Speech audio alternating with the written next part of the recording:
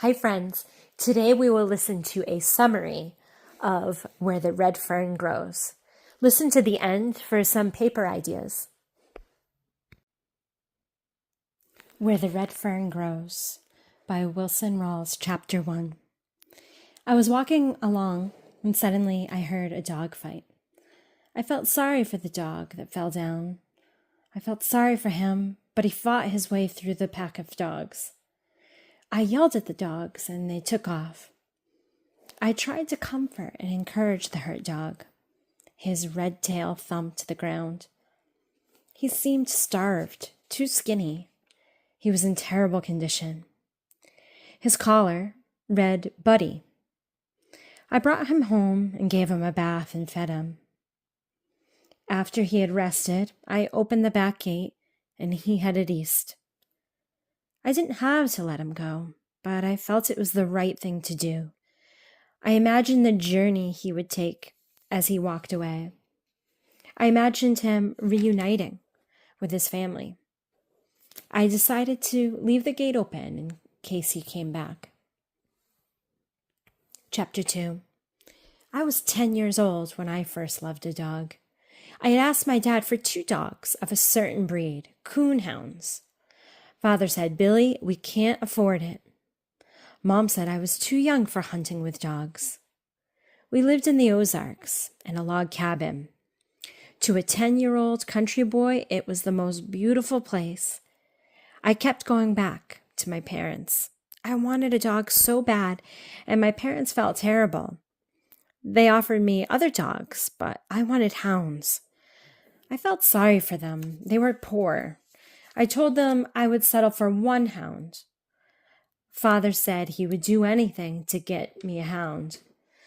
Later, he brought me 3 steel traps. He showed me how to use them. The first thing I caught was our cat, Sammy. He was mad. He spit and howled. Mom helped him out of the trap. I set my traps again, not knowing I had set them along Sammy's hunting trails. Sammy got caught in the traps again and again. He became nervous and would growl. I caught all the rats in those traps, rabbits and squirrels too. Papa taught me how to skin what I trapped. I wanted to trap a raccoon. Once I caught a stick in my trap, and I knew it was the raccoon. I started teasing for a dog again. One night, I heard a coonhound banging around. I could hear his hunter calling for him. They were at it all night. That morning, I was determined to get a hound. I told Mom I would buy her a new dress with my own money if she bought me a hound. That hunter and his coonhound came back again and again. I never slept. Chapter 3. The dog-wanting disease never left me. Then something wonderful happened. Nearby, a group of fishermen camped for several days. They left behind a magazine. On the back page, there were dogs for sale. Red coonhound puppies for $25. I recalled the Bible passage that God helps those who help themselves. I knew Mom and Dad couldn't afford it, but I was determined. I would save the money. I would trap, pick and sell berries. I could almost feel the pups in my hands. $50 for 2 pups. A fortune. I found a can for my savings and dropped my 23 cents in it. It was a start. I worked all summer. I caught crawfish and picked berries. That winter, I trapped more than ever. Little by little, my savings increased. Finally, I had $50. It took 2 years. I ran to my grandpa's store. He was shocked to see my savings. I asked him to order the dogs for me. I showed him the old ad for the coonhounds. Grandpa said he would help me. He would contact the person from the old ad. I skipped all the way home. Chapter 4. Day after day, I visited Grandpa at his store. Finally, he heard back. regarding the coon hound ad. He was able to order 2 dogs. The price had dropped, and Grandpa gave me $10 back. My dogs would arrive in a few weeks. I had wanted them for so long. One night I just got up, packed some things, and headed to Tahlequah, Kentucky, where my dogs were. 20 miles as the crow flies. I was determined. Mile after mile, I moved along. I finally made it to town. I saw a store and bought a pair of overalls for Dad, enough cloth for my mother and sisters, and a large sack of candy with my $10. An old man pointed me to the depot, where I knew my dogs would be. I heard a lot of shouting suddenly. A bunch of kids were playing and shouting at a playground. A boy ran up to me and asked where I went to school and why I didn't have any shoes, and called me a hillbilly. When the bell rang and the children all ran inside, I tried their slide. Chapter 5. I finally arrived at the depot. The man inside said he had my dogs. He set them on the floor in front of me. I picked them up and cried. The man cut 2 slits in my sack and put the dogs inside. As I walked through town, everyone had been staring at me and laughing. They must have been jealous of me and my hounds. Finally, I began to cry. A boy with 2 missing teeth stomped on my foot and pulled my girl puppy's ear. I set my sack down and I fought him and several other boys. A marshal broke up the fight and asked if I was okay. He helped me up. The marshal had pet the pups and asked about them. He was surprised at my grit when I told him I had saved the money for 2 years. He bought me a bottle of pop at the general store. The marshal was concerned about my journey, but I told him that I would be all right. On my journey, my sack got heavier and heavier. We camped out overnight. I fed my puppies some candy. They loved it. The boy dog was much bigger than the girl dog.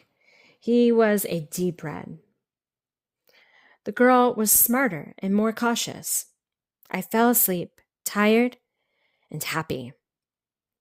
Suddenly, I woke to the sound of a mountain lion. The boy pup howled at the mountain lion. I began to rebuild the fire.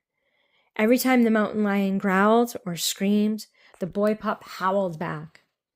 I threw rocks in the direction of the mountain lion. Finally, it gave up and left. Chapter 6. The sun came up and I felt better. Although I tried to get the pups to follow me, it was too much for them, and I carried them in the sack.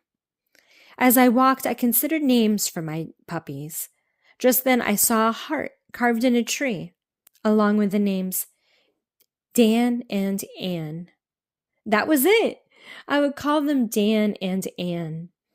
I finally reached the gate to our house. I first saw Mother and the worry on her face. I had left the house without telling them.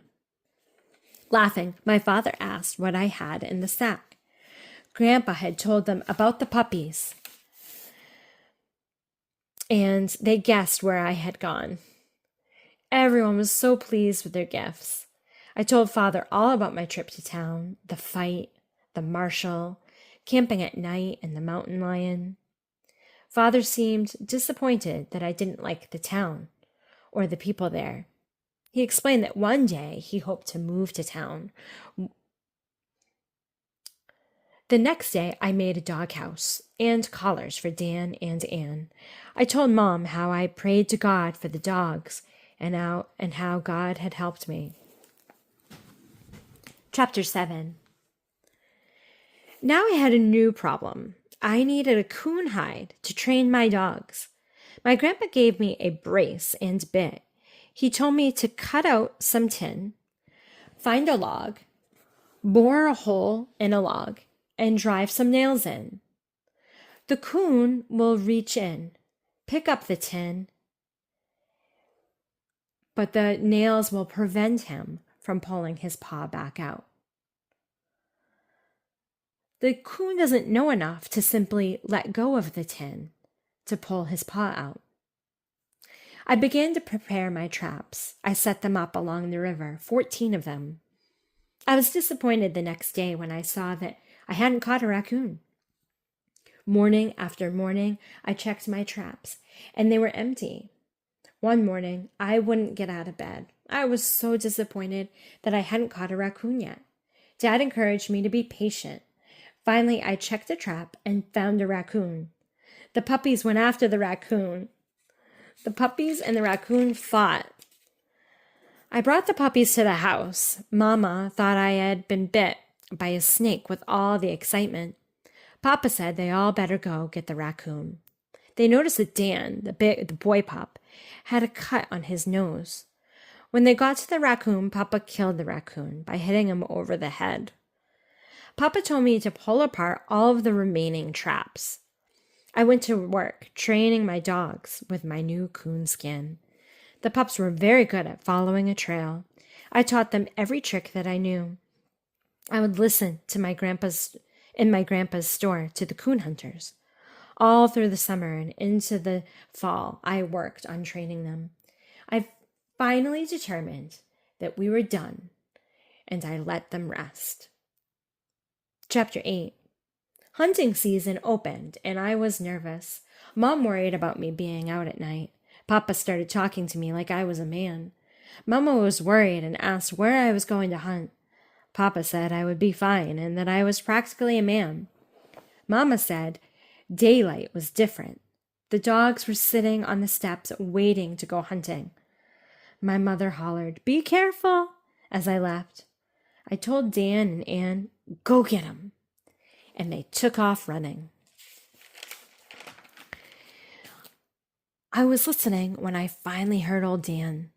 This is what I had been working for, and I cried. Old Dan was having a fit, whining and bawling. They had trouble finding the raccoon that they were following. Ann swam across the river and was following the trail. The coon continued to evade them. An hour and a half later, the dogs came back to me, disappointed. But then suddenly, they took off running again.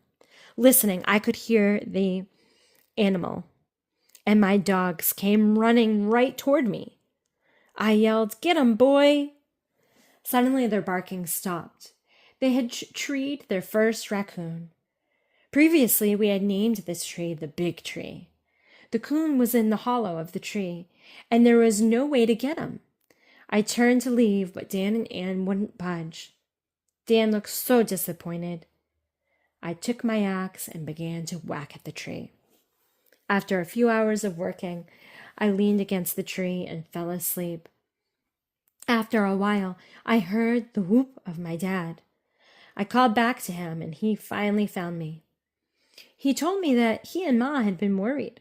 I explained that what my dogs had done, and that they had done their part of the job, and now I had to do my part. Father offered to help fell the tree, but I told him that I wanted to do it all on my own.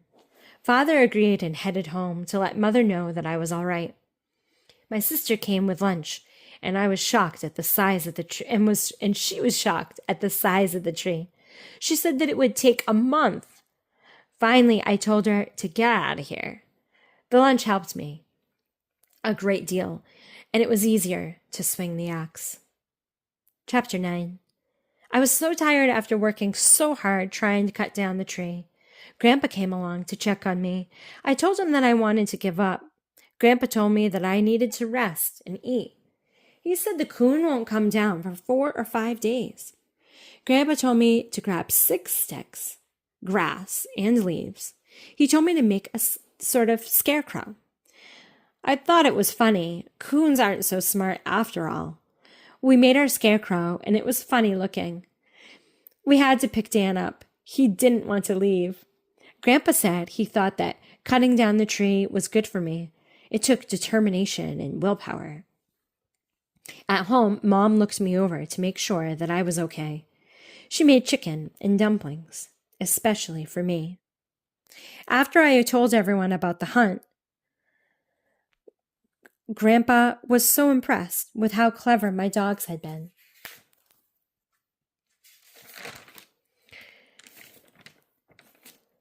Grandpa told me that coon skins were becoming trendy and that prices should be increasing.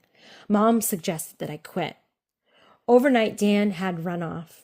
I whooped to call for Dan, and Dan answered back. Even Mom agreed that I had to get that coon, if only just for Dan. He had been watching the tree all night. I noticed in the leaves on the ground that 2 dogs had slept there. Anne had watched the coon overnight, too. I was still tired and sore and a little clumsy as I began to chop at the tree. I got several blisters on my hands.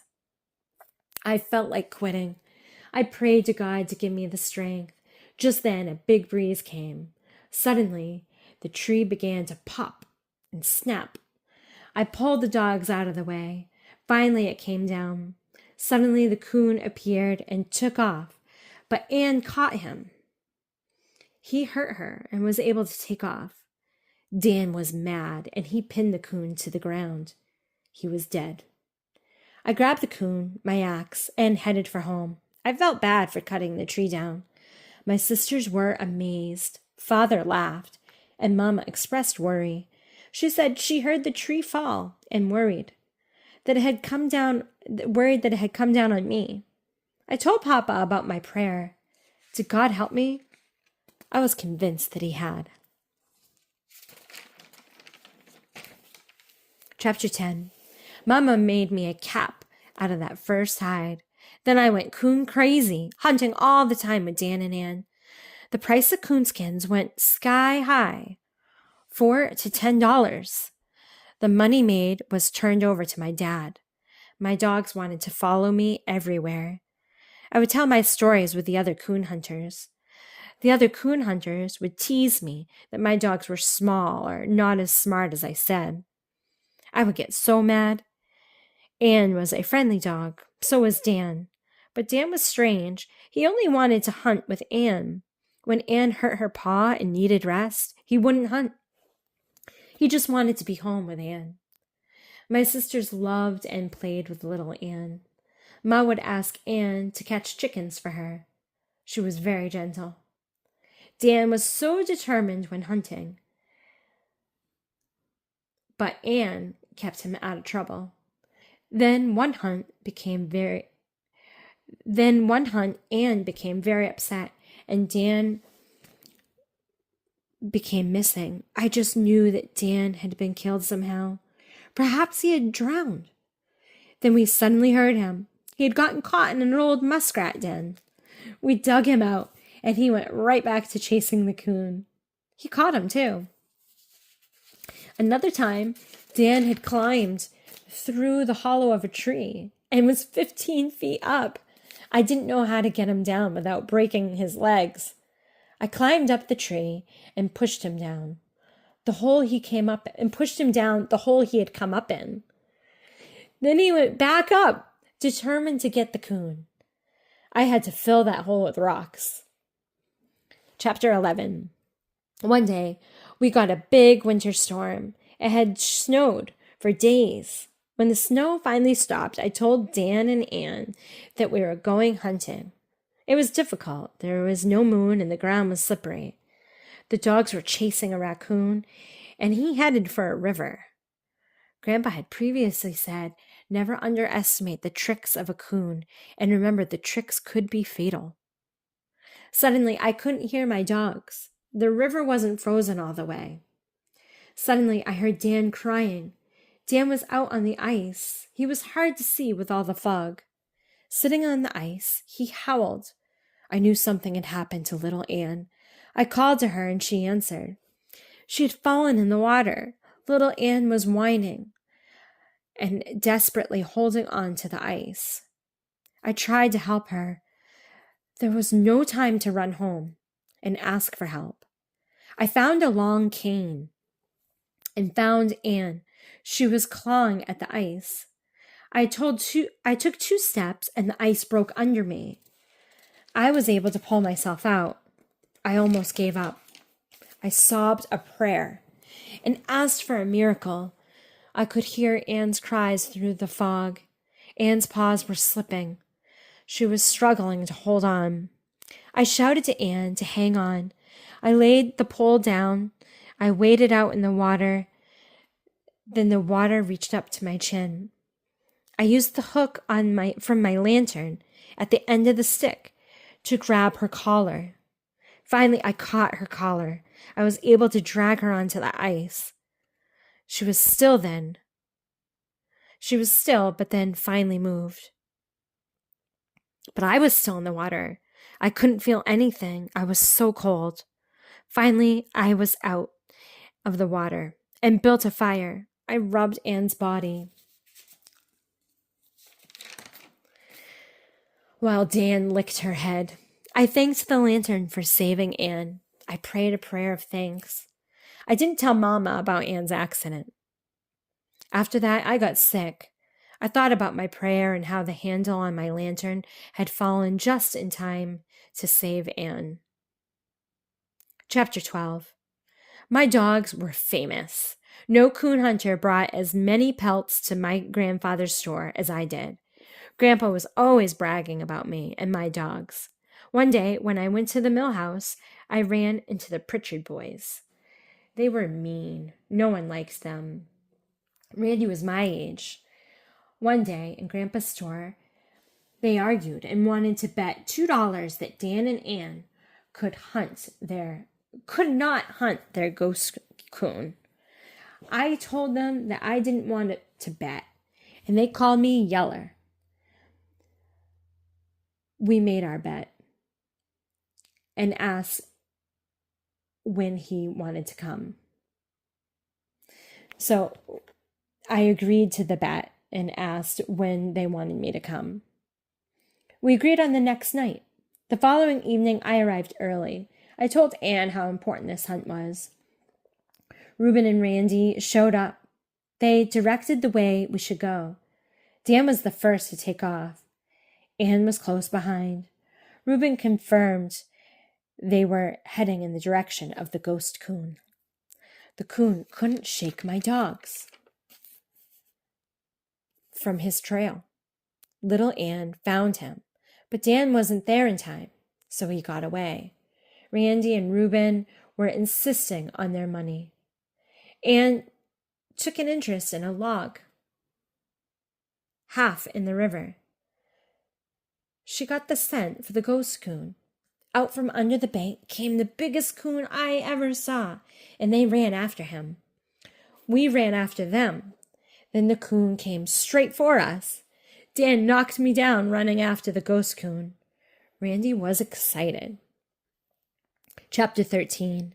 We found the tree that the Pritchard boys said the ghost coon always used to disappear.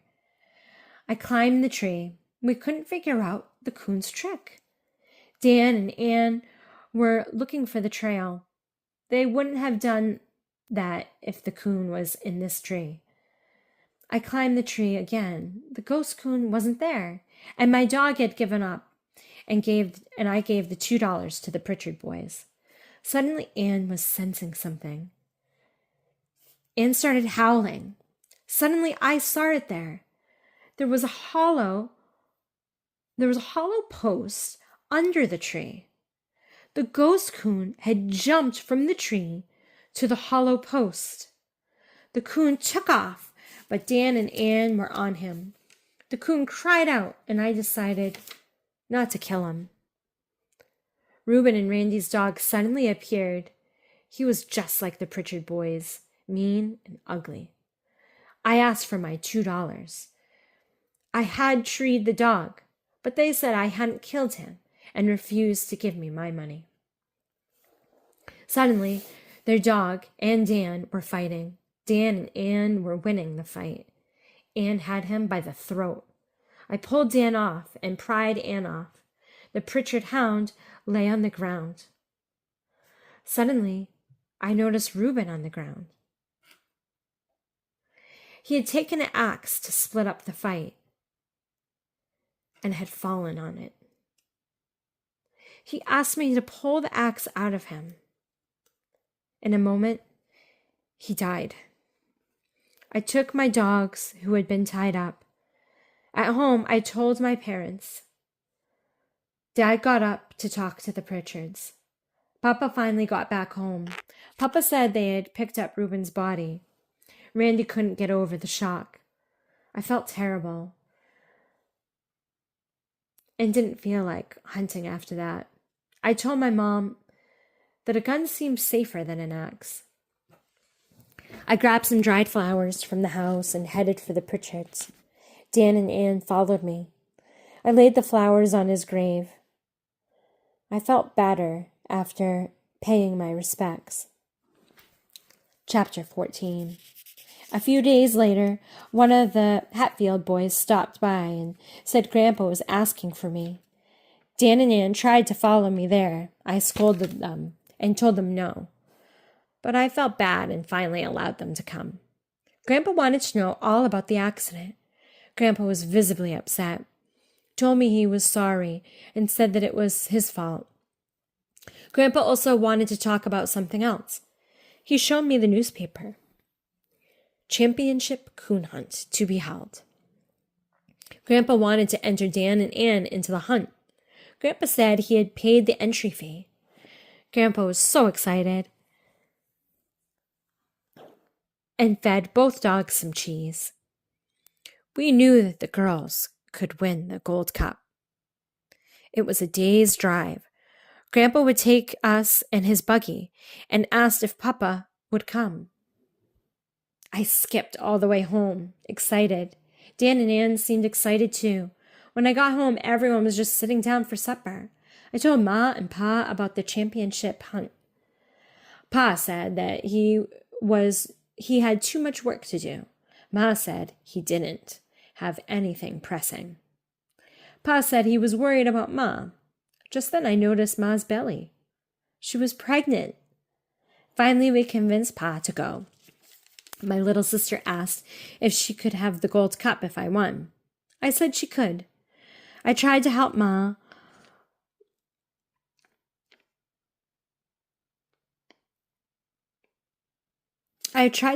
With our upcoming absence. I gathered firewood and prepped feeding the stock. I was so nervous. The rooster woke me up. We ate breakfast and headed out. Pa and I got to talking about the dogs. I told Pa that Anne was gun-shy. She always started any time she heard one. Grandpa was glad to see that Pa had joined us. We loaded into the buggy and were on our way. Chapter 15. Our buggy was always in sight of the river. Later, we set up camp. Grandpa insisted the dogs eat well and pulled out corned beef hash. Dan wouldn't eat until Anne was fed. Grandpa was shocked. Papa told Grandpa about the time Dan shared 2 biscuits with Anne. Then Grandpa talked about how the 2 dogs always keep a close eye on me. I had a cup of coffee with supper. At night, I laid awake thinking about the big hunt. As it got late, the woods came to life. I heard a fox and an owl. Then I heard another owl. In the Ozarks, it's considered a bad omen to hear more than one owl. Was that a bad omen? Maybe something bad would happen at the big hunt. The next day, I was excited to see the flag for the camp. There were so many people, cars, buggies, wagons. We set up a tent, and then I looked around the camp. I heard someone say, "That's the boy. That's the boy that owns the 2 red hounds. I heard they're pretty good."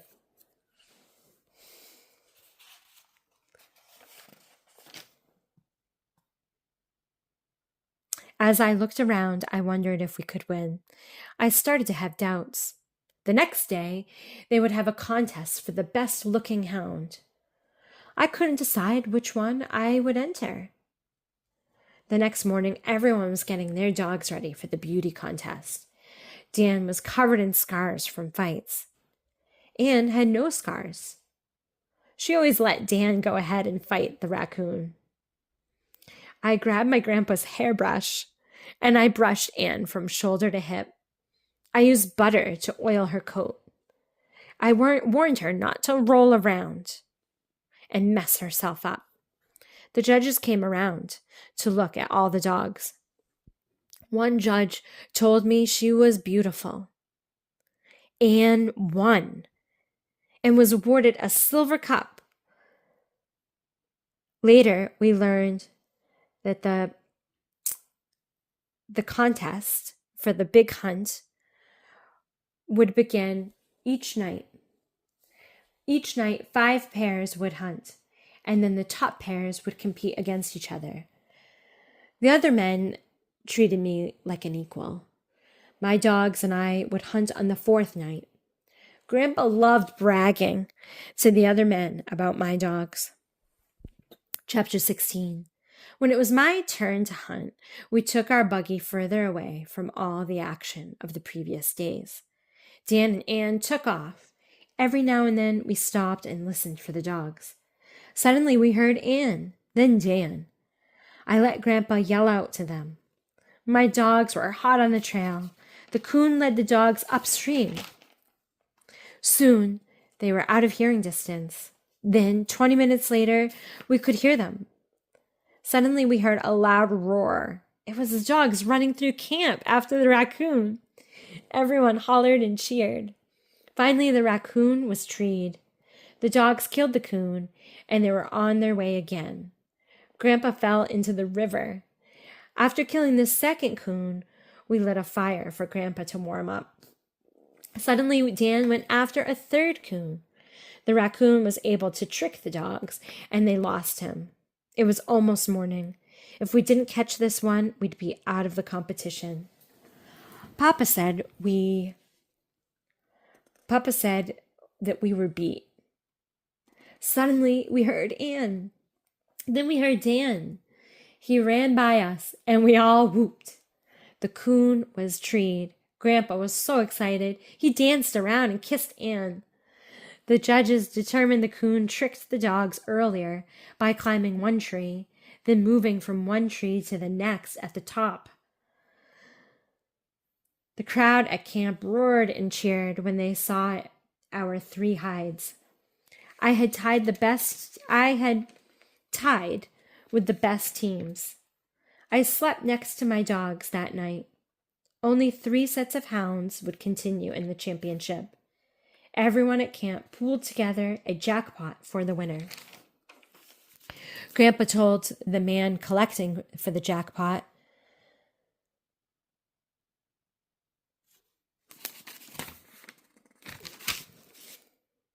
he said the other teams were great too, and that it would be tough. As we headed out for the championship hunt, Anne was first to run after a coon. They had the first coon treed fast. Dan and Anne fought the second coon in the river. The judge was worried the coon would drown one of my dogs. Finally, he was beat, and I had my second coon. Anne washed Dan's wounds. Chapter 17. Papa remarked that a storm was coming. Suddenly the wind blew and it began to sleet, but suddenly Dan and Anne howled. They were after another coon. The ground was covered in white. Papa and Grandpa wanted to quit because of the weather. The judge, too. I begged them to please let me continue. We continued on. Suddenly, we heard old Dan. He seemed to be all around us. The men were giving up. Papa said we were all going to freeze to death. I prayed for help. Papa shot the gun, hoping the dogs would come back. Anne came, and I asked her to lead me to Dan. And we followed her. All the men wanted to quit. The judge said no dog is worth the lives of 3 men. I felt hopeless. The winds roared even louder. Suddenly we heard Dan again. We found Dan. He was covered in sleet. He had treed another raccoon. Suddenly we were aware Grandpa wasn't with us. He was lost. Papa shot the gun again and again and took off, and then later found Grandpa. He had fallen and was unconscious. He started coming to, and we built a fire for him. Grandpa's ankle was either sprained or broken. Papa wanted to go for help, but Grandpa insisted Pa wait till morning. Grandpa told us to go get that third raccoon.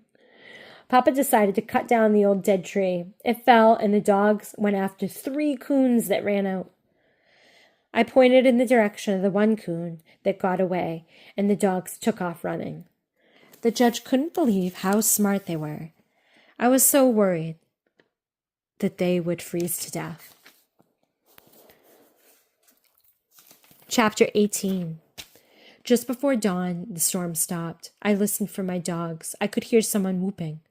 The men from the camp were searching for us. Several men helped Grandpa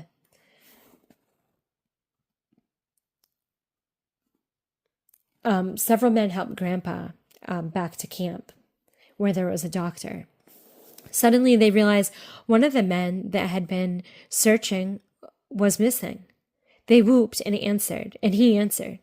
He ran towards us. He said he had found my dogs, and they were frozen from head to toe. I fainted from the shock. When I came to, they told me my dogs were fine, just icy. Some men got Grandpa back to camp, and some men came with me to get my dogs.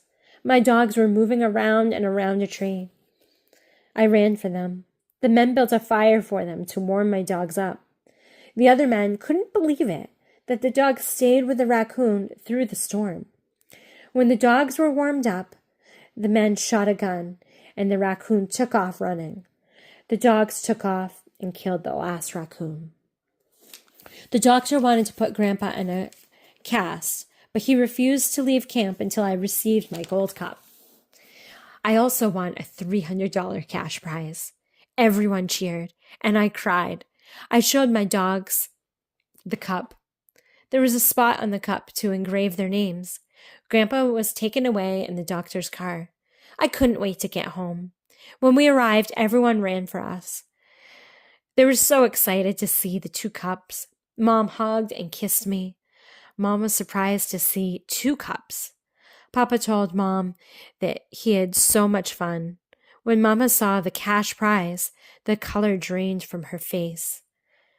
My prayers had been answered, Mama whispered.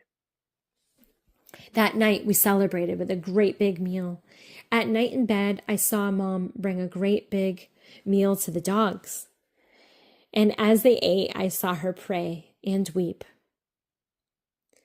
Chapter 19. After the big championship, I continued to hunt with my dogs. One night, my dogs were after a big cat, and it was treed. It was a bobcat, or so I thought. Dan snarled and growled. I called him, but he wouldn't leave. I carefully edged toward the tree when I saw its 2 yellow eyes. Then I saw it more clearly. It was a mountain lion. The lion leapt from the tree. My dogs went after the cat. 3 animals fought viciously. I fought with my axe to try and save my dogs. The devil cat turned on me. My dogs leapt between us. The battle raged. I continued to try and help with my axe, but it was hard. I didn't want to accidentally hit my dogs. The cat had Dan by the throat and had the lion by the throat. Raising the axe high, I aimed for the mountain lion. Finally, he screamed and was still holding on. Blood was everywhere. He finally fell. I went over to my dogs and had several wounds, but nothing fatal. Dan would not let go of the mountain lion. I tried to tell him that the fight was all over. He had wounds all over his body, and a couple wounds went down to the bone. He was bleeding to death. I rubbed mud into his wounds. I grabbed my lantern and called my dogs. The mud had worked and Dan's bleeding had almost stopped. I thanked them for what they had done. They had saved my life. On the way home, Dan got separated from us. I found him on his side. In my inspection of him, I had missed this wound. As he walked, his entrails worked out. I pushed them back in and carried him home. Ma tried to help him and sewed him up. My sisters whimpered. I told them Anne would be fine, but they cried for Dan. I told Papa about the fight. I told them how the dogs protected me. Mama cried. Dan's breathing grew faster and faster, and his gray eyes closed forever. My parents were so tired and weary. Papa told me to try and forget it. How could I forget? Dan gave his life for me. My parents went to bed. Suddenly I heard Anne. She whimpered and snuggled next to Dan's body. I made a box for Dan in front of a beautiful oak tree. It was a beautiful spot. I sat down and remembered saving the money, picking him up at the depot. All the sweet memories. Suddenly Anne went missing. She had hidden in a black berry bush. Her eyes were dull and cloudy. I carried her home. She wouldn't eat. Papa said she had no will to live. She wouldn't respond to any of my efforts. She had given up. She had walked off, and we couldn't find her. I hurried to Dan's grave and found her. She had dragged herself to Dan's grave and died. I asked God why. Mama told me everyone suffers. Even our Lord suffered. Mama said that I could have another dog. She said our dogs had answered her prayers. Prayers that she thought never would be answered. I told her that I don't believe in prayers anymore. Later, I apologized to Mama. Mama told my sisters that Anne was gone. They cried. Papa said the Lord has a reason for everything he does. Papa came in with a shoebox. Papa opened it and showed us bundles of money. He explained that because of Dan and Anne, Ma and Pa now had enough money to move to town. And my sisters and I could all go to school. At dinner, Father prayed that God would help me, comfort me. Mama told me to say my prayers when I went to bed that night, but I couldn't. I looked out at the doghouse and cried. Mama came in to comfort me. If only there was some way that I could help, Mama whispered. The next morning, I made another box and buried Anne next to Dan. I picked out a stone and carved their names. I asked Mama if God made heaven for dogs. She said she believes he did. I told her that I was feeling better. Chapter 20. The following spring, we left the Ozarks. Everyone was happy to be moving. Even Papa was in good spirits. As we prepared to leave, I asked to go visit my dogs. As I approached their grave, I saw what looked like a wild bush. As I got closer, I saw that it was a beautiful red fern. It was 2 feet tall. There was an old Indian legend about red ferns. 2 children had gotten lost and frozen to death in a storm. When their bodies were found in the spring, a beautiful red fern had grown in between them. Legend says only an angel can plant a red fern. Where one grows, that spot was sacred. I yelled to my mom to come look. My father and sisters followed. Mama gasped. It's a sacred red fern. They finally turned to leave me alone with my dogs for a while. I took off my cap and told Big Dan and little Anne goodbye. I told them, if God made room in heaven for all good dogs, I know he made a special place in heaven for them. With a heavy heart, I turned and walked away. I knew I would never forget them for the rest of my life. As we pulled away, we looked back at the house, the barn, the house where I was born, in the red fern. It was beautiful. My sisters cried, and our wagon pulled away. I've never been back to the Ozarks. I would love to go back one day and visit the trails, the old house, and the hillside where my dogs are buried, and where the red fern grows. Now that we've finished with the summary, let's consider what we might write our paper on. If you're using the lost tools of writing, you'll want to think of an issue. Some ideas might include whether Billy was right to risk his life to save little Anne, whether Billy's determination was reckless, risking personal safety and the interests of his family to not only get these dogs, but then to hunt, whether Billy should have continued hunting after his dogs tragically died, whether Billy should have been allowed to hunt alone, whether determination can overcome hardship. What ideas do you have? Comment below. Good work, everyone.